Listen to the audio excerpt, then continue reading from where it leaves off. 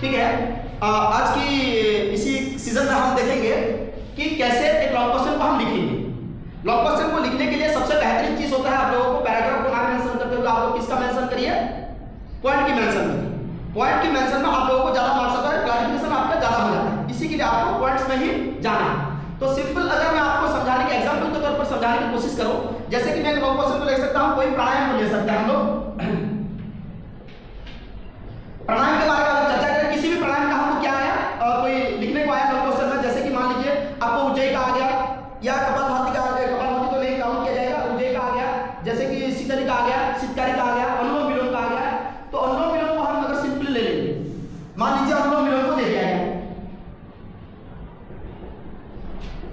तो इस बात को कैसे लिखना है, इसमें क्या करेगा, आपका बेनिफिट्स और प्रिकॉशन दो चीजें पूछ सकता है, या तो टेक्निक्स एंड बेनिफिट पूछ सकता है। ऐसे दो तरह की चीजें, किसी में तीन में अगर चीज पूछेगा उसमें भी आपको पॉइंट को क्या करना है, कंप्रेस करना है। तो कैसे लिखना है, देखिए पहला चीज आप लोगों को क्या करना है, प्राणायाम का डेफिनेशन दे देना है। प्राणायाम का डेफिनेशन आप सब लोग जानते हैं क्या होता है, control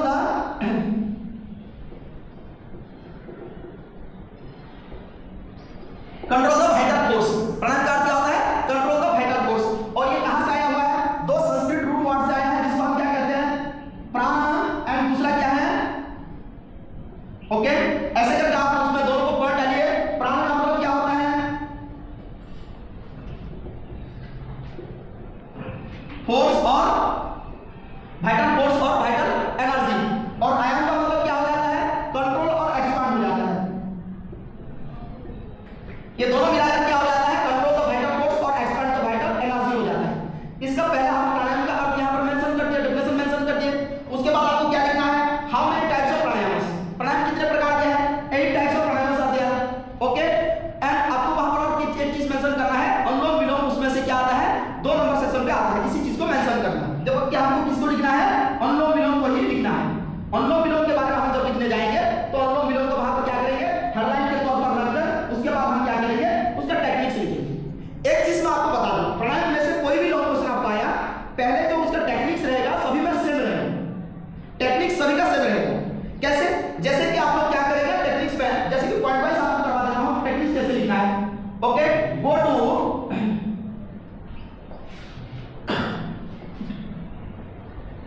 go to sitting dandasana postures, पहले सिटिंग दंडासन पोस्चर में जाइए। देन क्या करना है, टेक एनी मेडिटेटिव पोस्चर्स। आपको क्या करना है, टेक एनी मेडिटेटिव पोस्चर, कोई भी मेडिटेटिव पोस्चर लीजिए। मेडिटेटिव पोस्चर्स लेने के बाद आपको क्या करना है, straight your spine,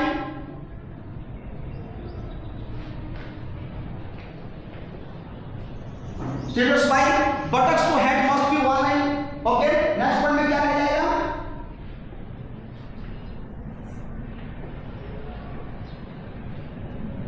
must be one line, buttocks to head be must one line. ये हो जाने के बाद आपको क्या करना है, सिद्ध आसन में आपको चले आना, ओके।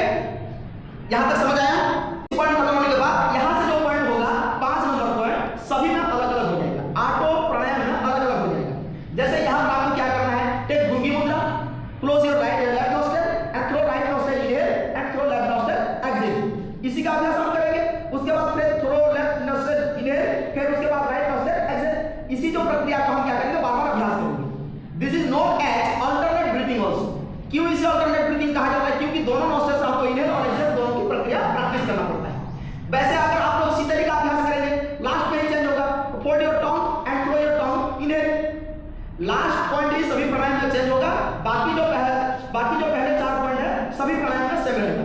ये प्राणायाम लिखने के लिए एक सबसे बेहतरीन, उच्च और अच्छा चीज हो जाता है, आप लोगों के लिए फायदेमंद हो जाता है। उसके बाद आप लोगों को ओवरऑल बेनिफिट के बारे में बता देता हूं, ओवरऑल बेनिफिट कैसे आपको लिखना है।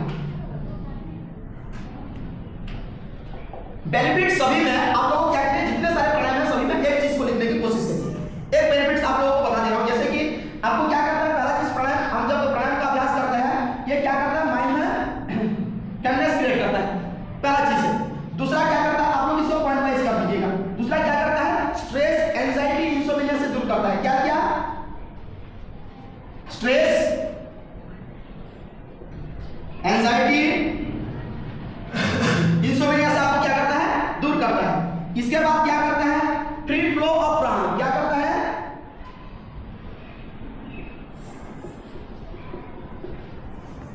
ओके, उसके बाद क्या करता है, आपकी रेस्पिरेटरी सिस्टम को क्या करता है, रेस्पिरेटरी सिस्टम की फंक्शन में आपको मदद करता है। इसी प्रकार से आपको क्या करना है, कॉमन सभी में जितने सारे प्राणायाम में है बेनिफिट्स में आपको कॉमन ये 4 पॉइंट्स को मेंशन कर देना है। इसी पर आपको क्या हो जाता है, 4 मार्क्स की मुनाफा हो जाता है। और इससे ज्यादा आप लिखने की कोशिश मत करिएगा। इसी हिसाब से पॉइंट वाइज पहले जो रहेगा 1-2 लाइन में मेंशन करिएगा, उसके बाद आपको टेक्निक्स को भी क्या करना, पॉइंट वाइज लिखना है, बेनिफिट्स को भी पॉइंट वाइज लिखना है। ये समझ में आ गया आप लोगों को? तो ऐसे ही एक क्वेश्चन को हम लोग क्या कर सकते हैं, लिख सकते हैं। अगर आपको प्रिकॉशन पूछेगा तो उसी केसेस में हम क्या करेंगे, उसी केसेस में आप लोग क्या करिएगा, प्रिकॉशन को कॉमन प्रिकॉशन, जैसे कि अगर कोई भी प्राणायाम हम कर रहे हैं, जैसे कि किसी का मेंटल इलनेस है, कोई भी प्राणायाम नहीं कर सकता। अगर किसी का मेंटल इलनेस ठीक नहीं है, उसी क्षेत्र में वो क्या नहीं कर सकता, प्राणायाम का अभ्यास नहीं कर सकता। दूसरा चीज, और एक जगह पर प्राणायाम का अभ्यास नहीं कर सकते हम लोग, अगर मेंस्ट्रुअल साइकिल चल रहा है किसी वुमन का, उसी समय भी प्राणायाम का अभ्यास हम लोग नहीं कर सकते। दूसरा चीज और कहां नहीं कर सकते, हैवी हाइपर एसिडिटी किसी को हुआ है, वो भी किसी प्राणायाम का अभ्यास नहीं कर सकता। ये जो 3-4 जो चीजें मैंने अभी बताया है, आपको समझा है, ये सभी में कॉमन है। कोई भी प्राणायाम करने के लिए आप लोग चाह रहे हैं तो ये 4 चीजें अगर आप में है तो उसी क्षेत्र में आप लोग क्या नहीं कर सकते, प्राणायाम का अभ्यास नहीं कर सकते। प्रिकॉशन में इसी 4 को कॉमन सभी प्रिकॉशन लिख सकते हैं आप, सभी प्राणायाम के प्रिकॉशन, ये 4 चीजों को आप लोग मेंशन करिएगा। ये अगर आप लोग देखेंगे कुल मिलाकर आपका एक क्वेश्चन क्या हो जा रहा है, यहाँ पर एंड हो जा रहा है, और आपको यहाँ से क्या हो जाएगा, 4 से 4 मार्क्स कंपल्सरी मिलेगा। इसी के लिए आप लोग कृपया करके ट्राई करिएगा कि जितना हो सके पॉइंट में चीजों को यूज करने की कोशिश करिएगा, पैराग्राफ में नहीं। धन्यवाद आप लोग।